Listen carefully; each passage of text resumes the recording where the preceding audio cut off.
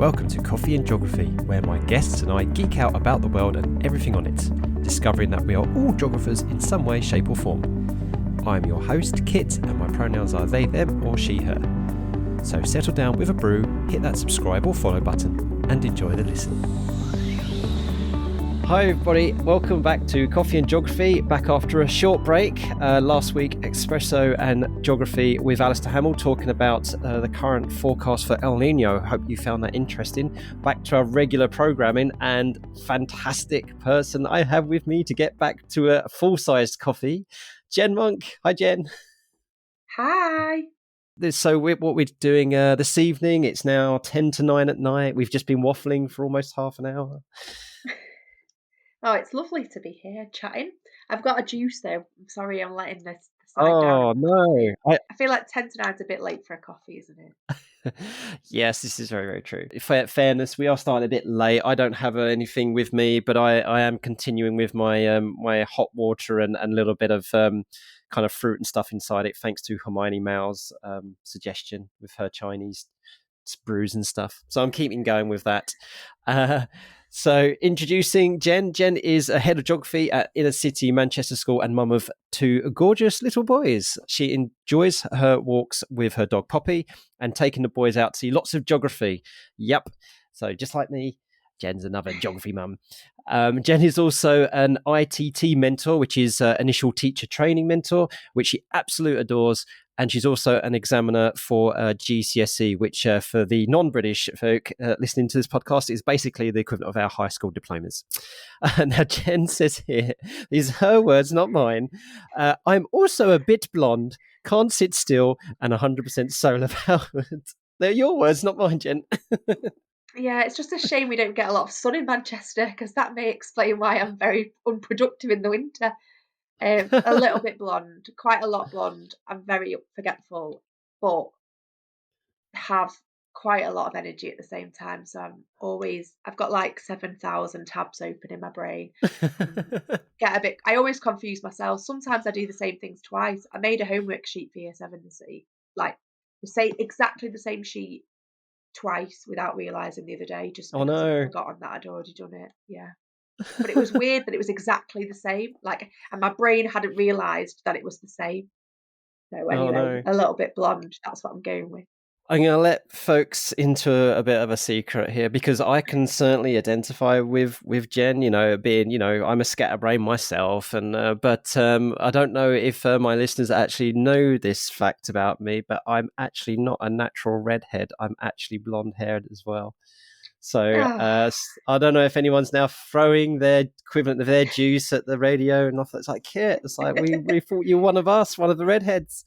No, I dye my hair red. Blondes have more fun, Kit. Blondes have more fun. Yeah, I don't know. It's in my roots. It's never going away. It's in my roots. I like it. What do you normally have though when you do have a bit of caffeine? Are you a coffee drinker or a tea drinker? I am definitely a coffee drinker. A vanilla latte is my choice. Ooh. But, yeah, I feel like I like a bit of sweet too, so I feel like a vanilla latte just is a bit sweet, but the caramel one's almost too sickly, so I like a vanilla latte. But I've got a bit better since I've got my coffee machine and I've got rid of my syrup a little bit. So trying to be a bit healthier, and I'm now just drink a very milky coffee. But yeah, I've recently got into chai lattes. Never tried one. No, I don't know what it is about, but and then sometimes, because when I was working at this, and you love this, folks. It's basically an eco building. So it was the most sustainable building in the whole of Europe for a time, and it's called the Enterprise Centre at the University of East Anglia. And I'm going to have to do a special coffee and geography at the Enterprise Centre and walk around it and talk about it, because it's so amazing. But the little cafe there, which is where I used to get all my stuff, is like, I went there and they were like, you should try a chai latte, Kit. It's like, because it's sweet like you. And I was like, oh, that's nice. And Jen, and also the person behind the cafetiere was called Jen as well. And she's like, and you should have a spiced one, because you're also a bit spicy. I was like, where's this going, Jen? I'm just here for a drink in my coffee break. So yeah, so that's how it came about. Because otherwise, I'm I'm like an addictive tea drinker. So What does it taste like? What does it actually I taste can't like? I don't. describe it. I really can't describe it, but yeah, it is. It's more of a smooth kind of taste. It's not so like that really rich bean caffeine coffee taste. It's kind of more Yeah. tea like than coffee. It's quite Oh. smooth and creamy and a little bit. And then if you have spice in it, it's a little bit spicy. It's actually quite nice. But okay, you're gonna have to try one for me. All right, next time I Yeah, I'm see not a you, we'll tea. give it a go. I'm not a tea drinker. The smell of tea Mm. makes me heave. Like I even hate making my husband tea. Like Oh no. I can't. I have to literally stand and stir it with my arm straight because I can't. The smell. I think it's been worse since I was pregnant originally, like the first time, and I just feel like I, the smell of tea just properly makes me heave. So I feel like the thought it just sounds like tea, a chai latte, and I just never ventured there. I Mm. don't. Yeah, no. Okay. I'll try one for you, Kit. When yeah. See, folks, this is what friends do. But um, well, okay. So I mean, you probably feel the same way about it as I used to feel about iced tea. I used to be like, "What?" Like when I first started going out with Anya, who's now my wife, and she was talking about like, "Oh yeah, iced tea is all the thing in America." I'm like, that just sounds sick. I'm not even going to go there. And then ended up drinking it and kombucha and stuff like that. So you never know. Yeah, You never know. You might be a maybe. convert soon. Right. So you're, as you've mentioned already, you're up there in Manchester. So up north, and we had a bit of a joke about that a few episodes ago with Jessica Law, who lives in the Midlands, and of course we had a bit of a joke about how the Midlands doesn't exist. There's only the north, Manchester and the stuff, and down here in the south. So but is it been your stomping grounds, Manchester? Is that you born and bred Mancunian, or are you from a different part of the country? No, I am born and bred Mancunian, although my dad will tell me off for saying that because I was actually born in Cheshire. And Oh. yes, so my dad, we've got a bit of an ongoing joke in our family because I was born south of the River Mersey, which makes it Cheshire, but I now live north of the river.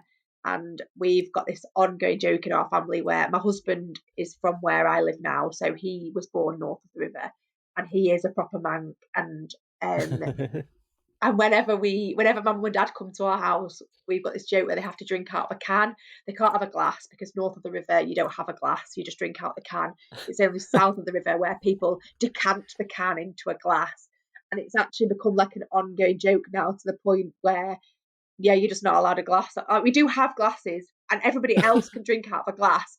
But my mum and dad, when they come, they have to drink out of a can. Like it's just become a ridiculous thing. But yeah, I went to university in Leeds and did my teacher training in Liverpool. So still fairly northern. But yeah, I am a Manchester girl, and yeah, the sea calls though. The sea.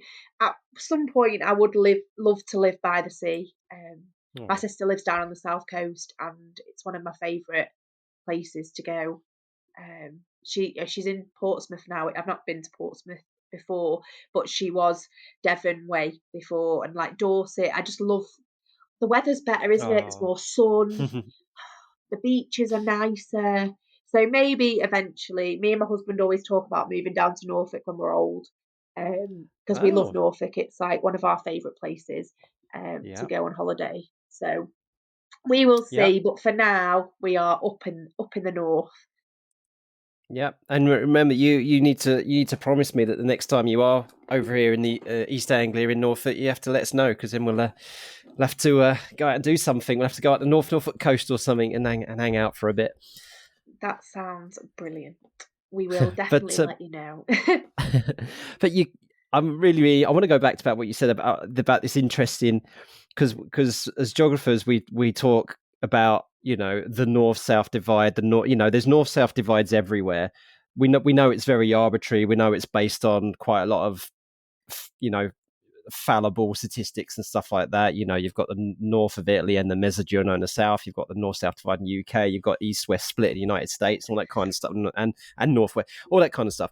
but there does really seem to be this thing, doesn't it, where you say, oh yeah, down south this seems to happen, and of course you could talk about, the overheating effect, development, and all the infrastructure and all the investment, all that kind of stuff in the north.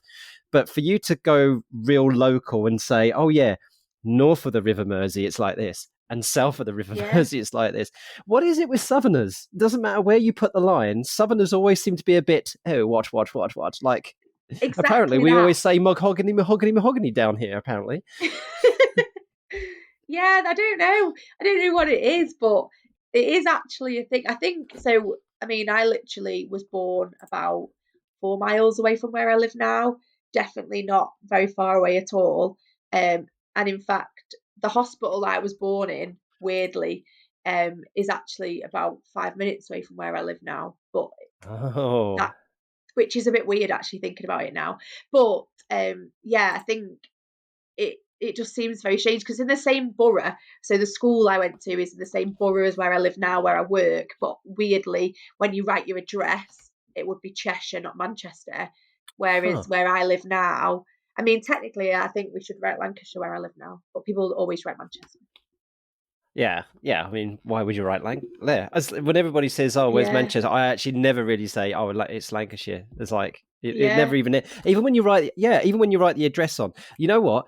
I'm with the Co-op Bank, right? Not an advertisement. I just want to say it as a fact. And for some strange reason, when you sign up for direct debits, you still need to put the bank address on it. Why? Why in this yeah, digital age? But anyway, and I know that my my bank address is 1 Balloon Street, Manchester. It doesn't say 1 Balloon Street, Manchester, Lancashire. It just says, and yeah, that's it. And yeah. then it goes straight into M something something whatever. It's Hmm. like M60 something something something. So yeah, I've Yeah. never actually seen a Manchester address with Lancs after it. That's a very good point. But it should have, Yeah. Is it because it's technically. such a big metropolitan area? It's like, we don't need a county. Yeah, I It's a bit don't like know. It London. is a bit odd because Manchester's not even a county, is it? Like, in Greater Manchester becomes a county. Yeah.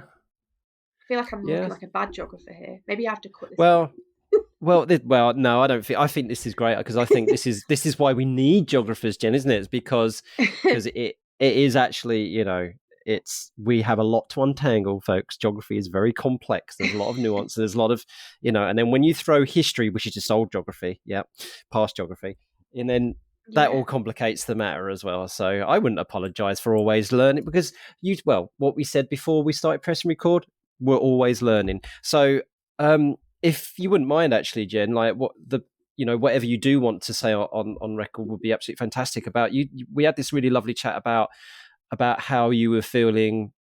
You were enjoying where you're working in the school that you're working at the moment because the kids are teaching you so much about the school, them, and even about yourself. I think it would be wonderful actually to kind of share that about what you said to me just before we start pressing recording.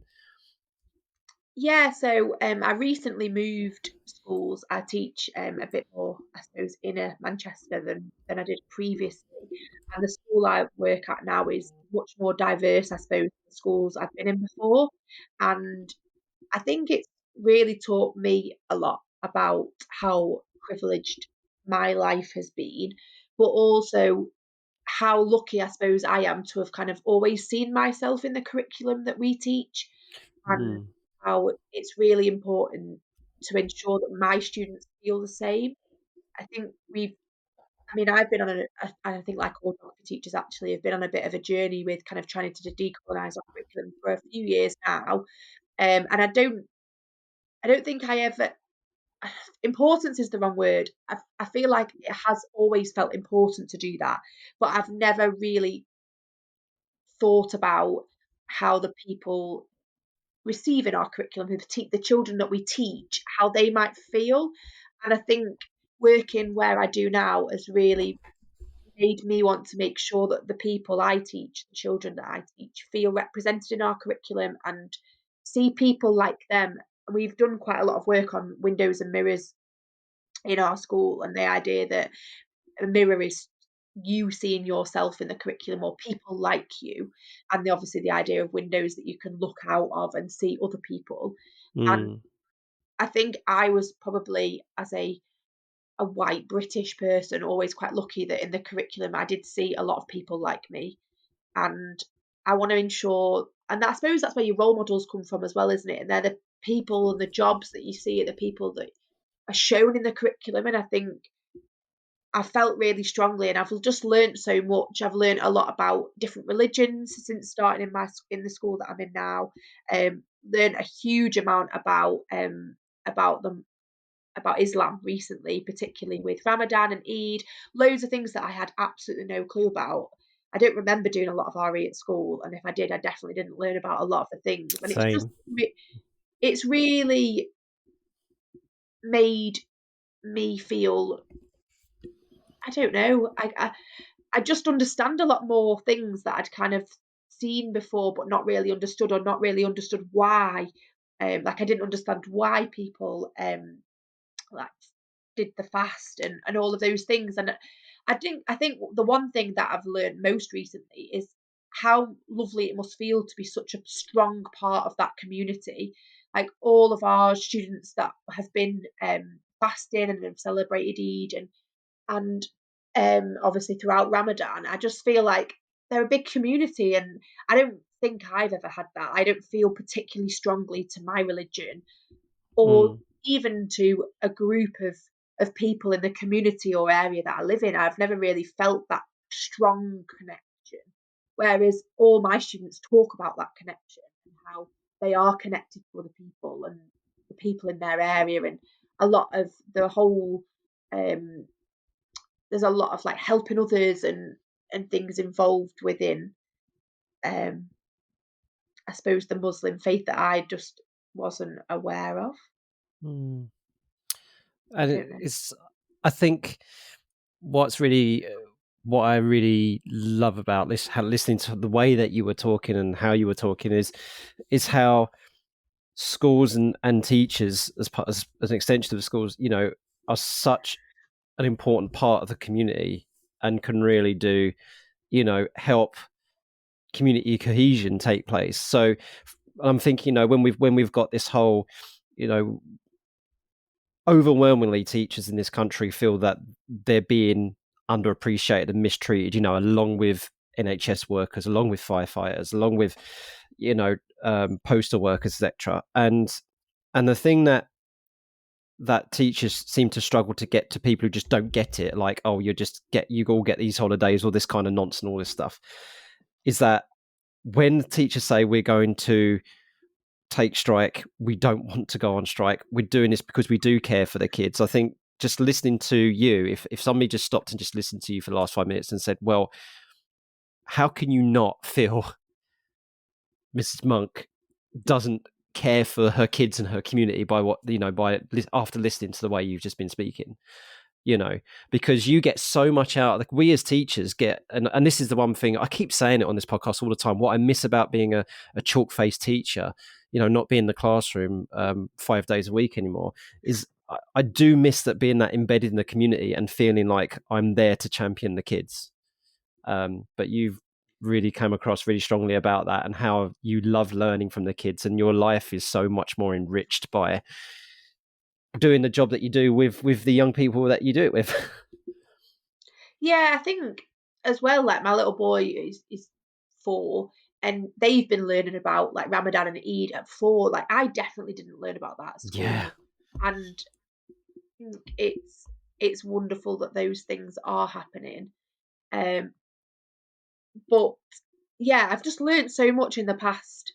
I don't know, I started in September, so the past 6 or 7 months, and I think it all helps shape you as well, because the more you learn, the more you share, and the more understanding that you have of different people in different situations. And I just think that's really Mm. important, especially as a teacher, but just important as a person.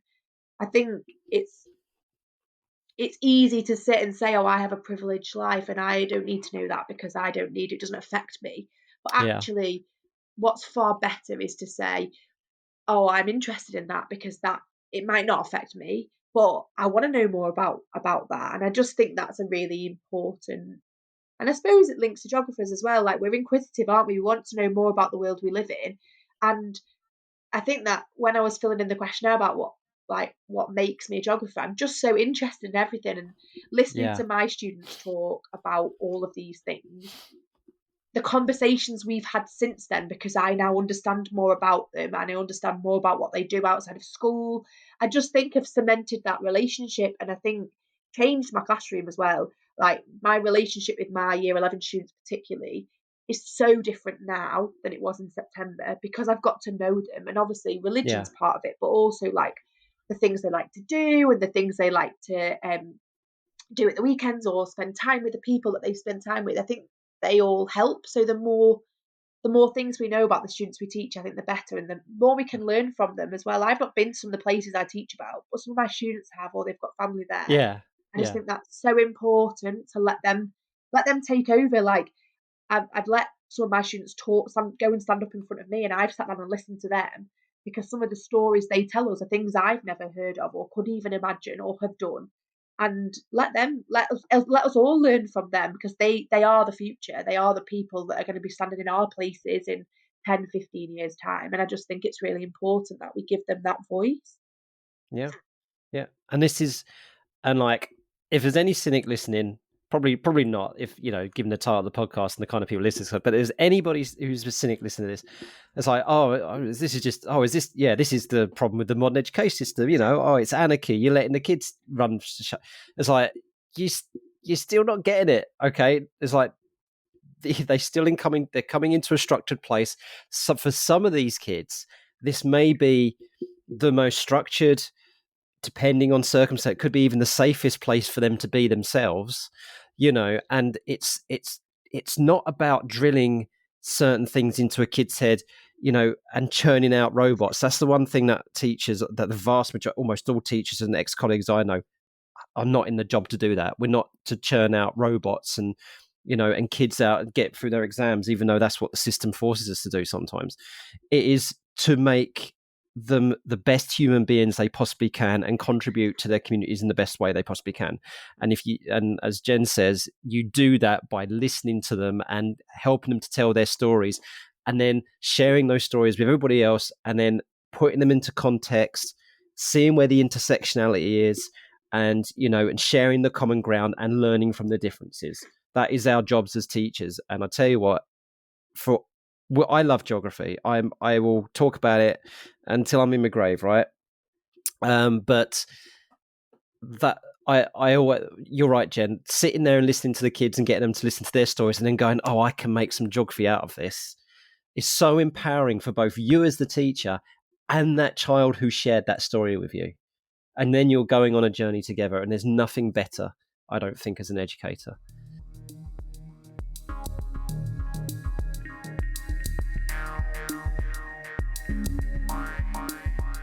Hi folks, a chance for you to recharge your brew, but also a polite prod to remind you that it's so easy to support this podcast.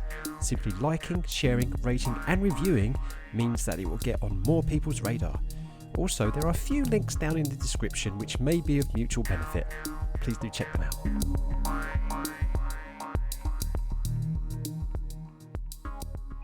No, I think as well, the whole idea, isn't it, of like schema is how everything links into things you already know. So I think you're not just listening to those students when they're telling their stories, everybody else is listening. And everybody else can then put that somewhere into their mind that links onto other things. So all of that learning that doesn't always feel like learning makes everything make sense.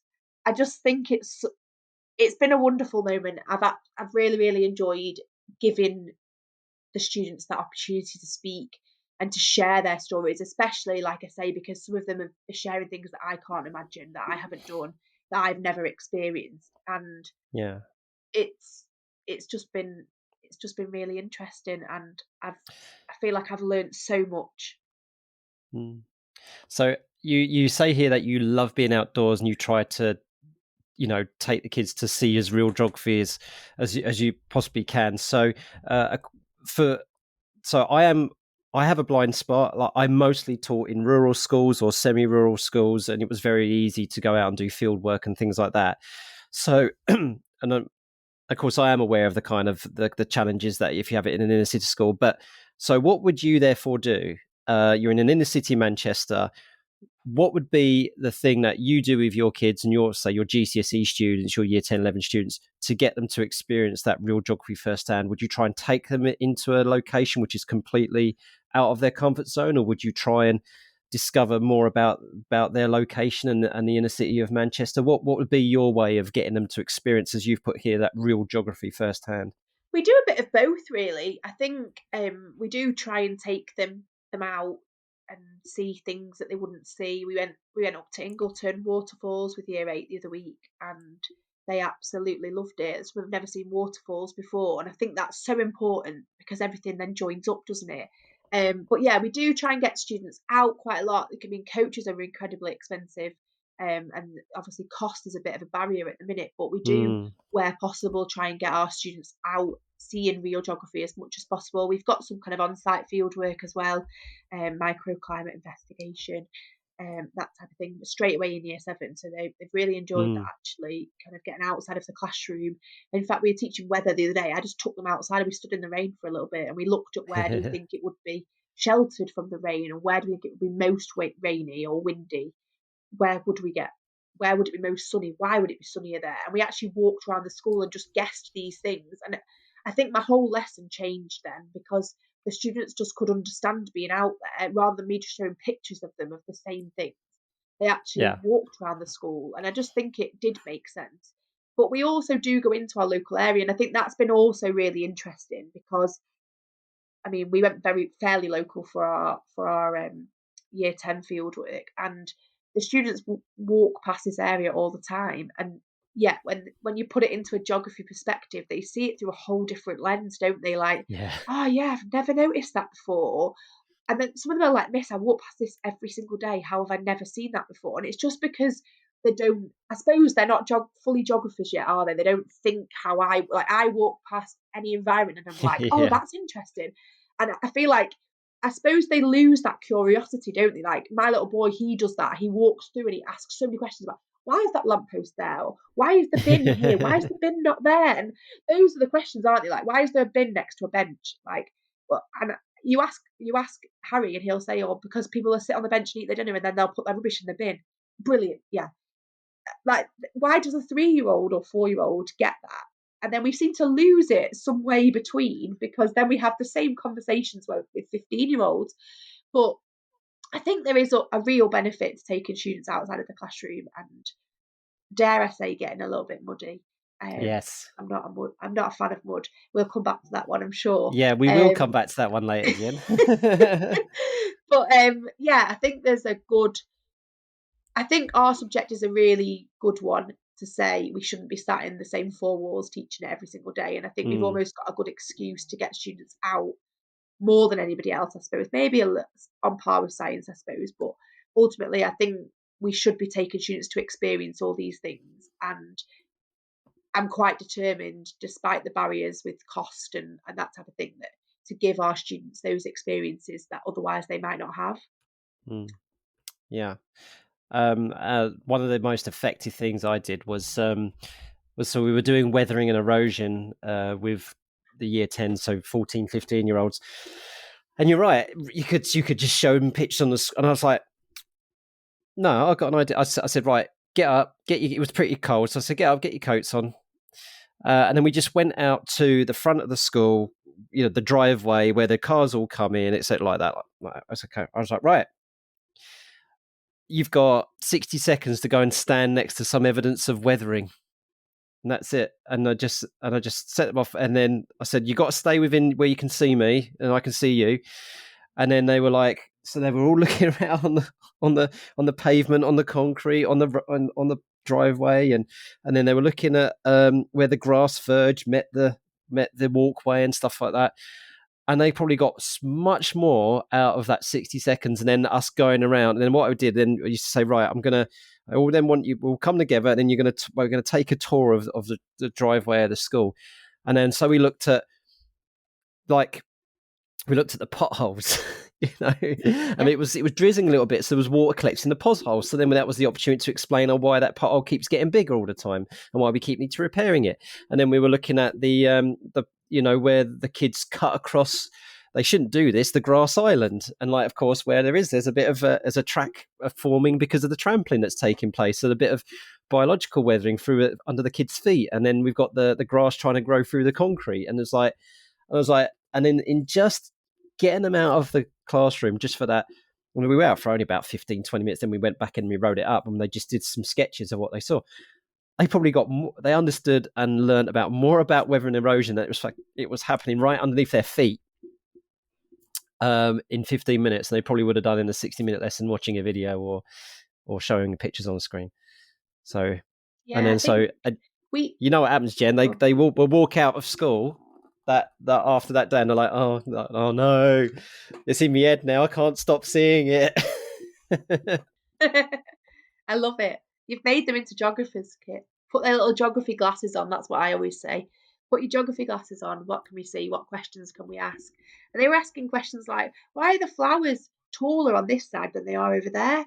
And then we had conversations about shade, and then we got on to like the urban heat island effect, and all that kind of came from a year 7 lesson where we just went to the playground.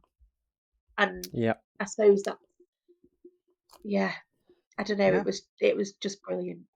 Yeah, and I take, and much to the PE department's chagrin, I used to take the year 10s out to the sandpit. I was like, right, okay, we'd take a little bit of water with us, so we can. I was like, right, okay, we're going to learn about coastal formations, and we're going to make them in the sandpit. And I'd be like the PE department was like, you need to clear this with us, Kit, in case we need to do some long jumps or something like that. I was like, So, right, you said about getting to. I am going to leave people hanging on that one, and I want to come back to it afterwards. I want to do something with you first, right? So, I haven't done one of these for a while. I haven't done one since I was talking with Professor Jenny Barclay, the volcanologist, and that is Barking Up the Wrong Tree, which is talking about 2 stories. One of them is fake, and you've got to try and guess which one is the fake one, right?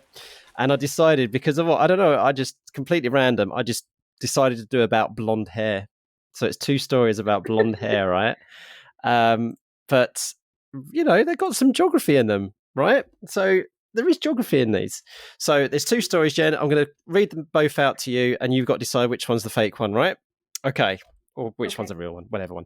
Okay, so this first one is a study undertaken by the World Health Organization concluded that natural blondes are likely to be extinct within 200 years.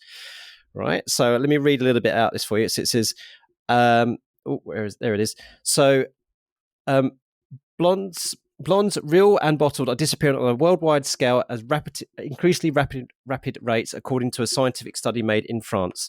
Nobody knows why, the International Committee for Demographic Studies, which made the study, believes that the trend is related to Darwin's survival of the fittest law.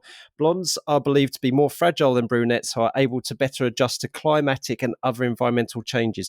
Even Sweden, the world's blondest country, has had a drop in the proportion of blondes to brunettes, nearly 20% since 1948. When a committee predicts that by the year 2100, Swedish blondes may be a rarity, and that the golden girl will be virtually extinct in the rest of the world. Okay, so because of, well, I guess we learn in schools, blonde hair, blue eyes, they're recessive genes, and okay, but I'm not giving any hints. So that's the first one. Okay. All right. Okay, so the second one is Pacific Islanders' blonde hair evolved independently from Europeans.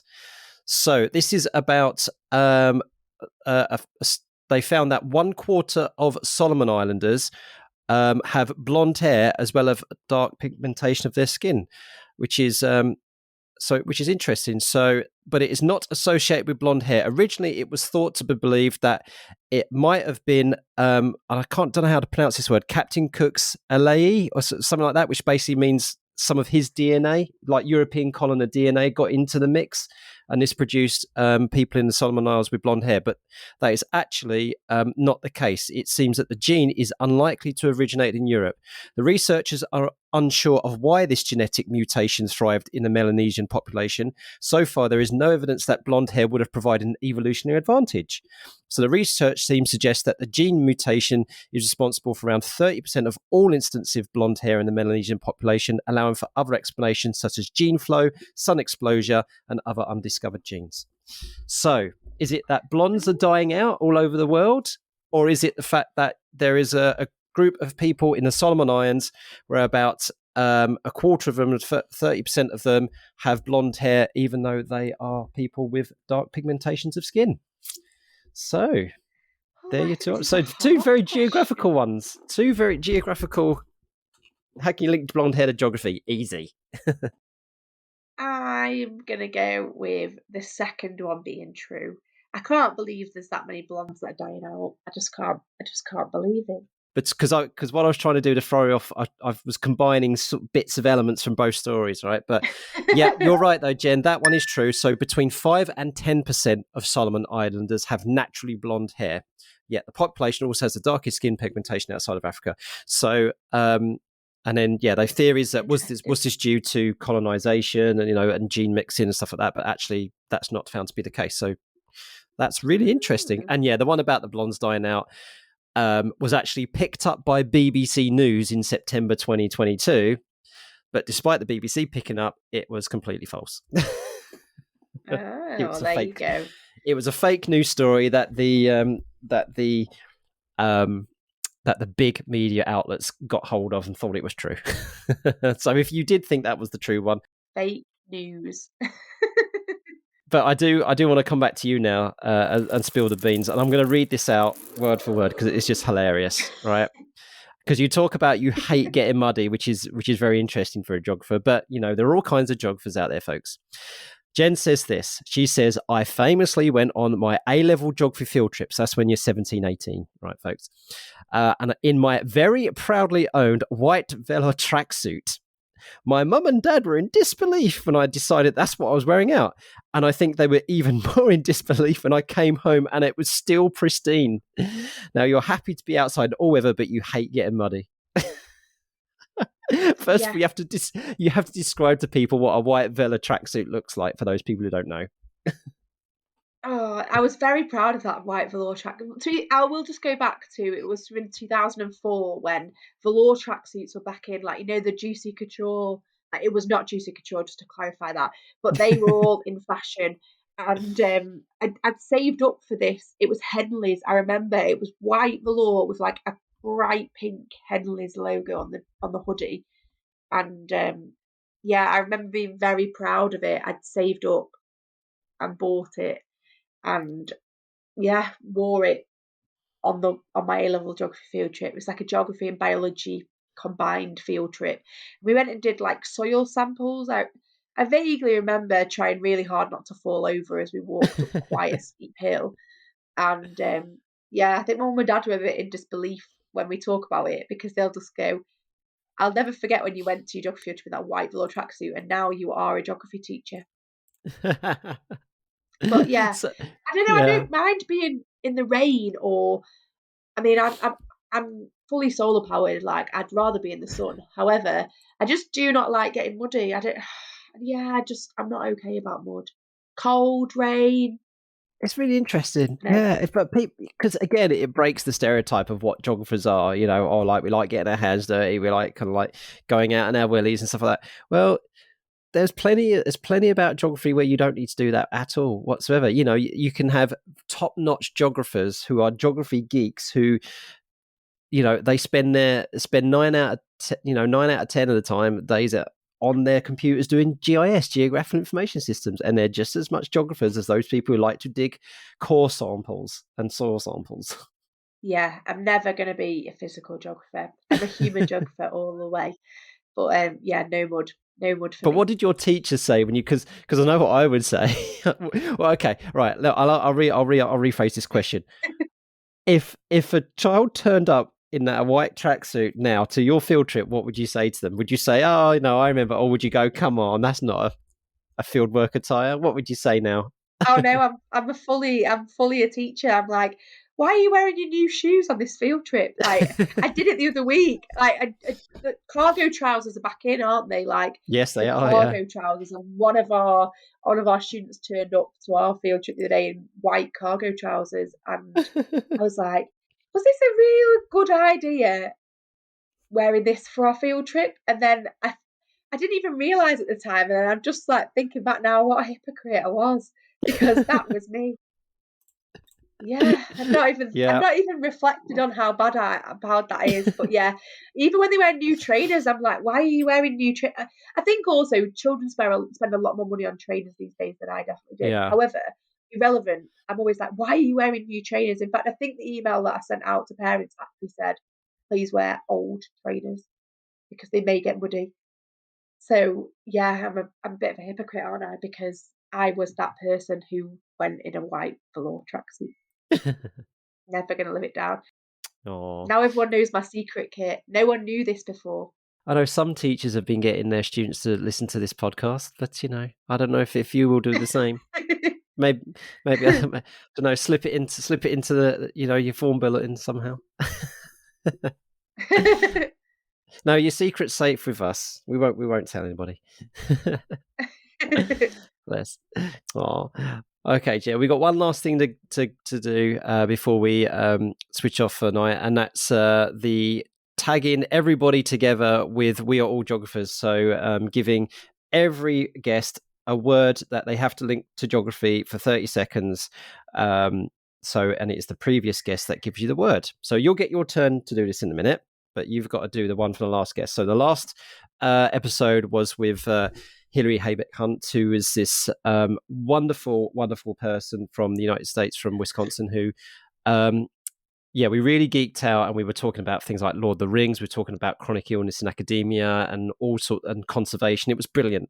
So you'd think that Hilary would come up with a very, very amazing word for you to link to geography, right? But she just did, Kit, you know what I'm going to do? And she looked around her apartment and she said, I'm going to give the next guest toaster as the word. Toaster. I mean, as a geographer, linking the word toaster to geographer, you can approach this any way you so wish, Jen. And the only rule is you got to try and stick it within 30 seconds. So, Well, I'm gonna go under the angle of I think the toasters are dying out. I think people aren't using toasters as much, so I wonder whether we. I'm trying to link this to geography now. I'm not very good at it. I feel like I think that I can't do it, Kit. I think that toasters are dying out, a bit like blondes, clearly. No, I think that people have moved away from toast. I think people have gone too posh, haven't they? This is why I'm going to go for the angle. Because of globalization, Kit, people have got avocado on toast is a trend. I wonder how many people do their toast under a grill now and not a toaster, and therefore toasters are just dying out. That's the angle I'm going with. That's horrendous. I'm embarrassed by myself. But I think that might be true. I think that might be true. I wonder if people do toast in an air fryer. I wonder if people do toast in an air fryer. Do you reckon this you is can? this is the best We All Geographers I've ever I feel like I had. just This ruined the is whole amazing. I literally think I've ruined it.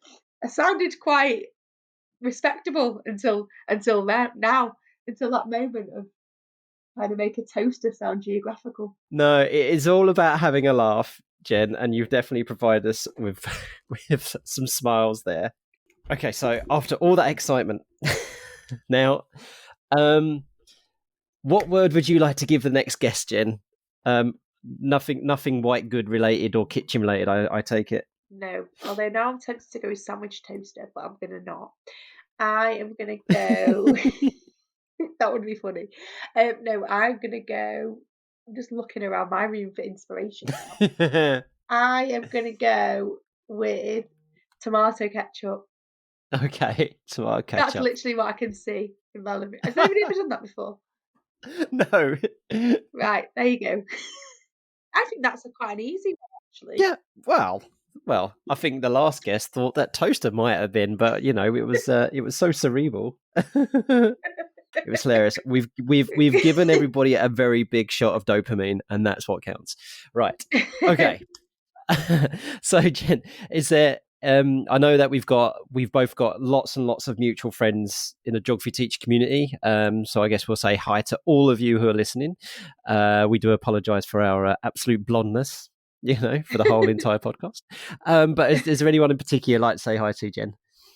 I'm going to say hi to Emily. because she said hi to me, and I feel like that's quite cute. But Oh, yeah. also gonna say hi to Catherine Jogbum, who I feel like is my little geography Catherine mum. Owen. I feel like Yeah. she is my little geography mum, and she's always been there. She's always very positive, and she makes the geography community a better place to be part of. Oh, really, really does. Yeah. So I know you're listening, folks, and yay. Where can we find you on Twitter? The only thing I can never remember is how many N's there are in your Twitter handle. Yeah, So... sorry guys. It's Jen with 6 N's _ X. Jen with 6 N's _ X. Right. But if you just search Jen and eventually the only one that will come up with it.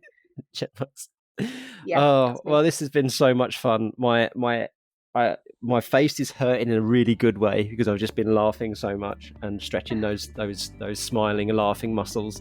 So thank you so much for that, Jen, on a Tuesday night, as what it is at time recording. And I hope I get to see you not too distant future. Yes, thanks for having me. It's been a lovely way to spend a Tuesday evening. Thank you so much for listening. We hope you had fun. If you haven't already done so, please subscribe so more stories and experiences can drop into your favourite podcast app. If you fancy being a guest or have any feedback, follow us on Twitter at CoffeeGeogPod and send us a DM. Or you could email coffeeandgeog@geogramblings.com. Until next time, keep geogging.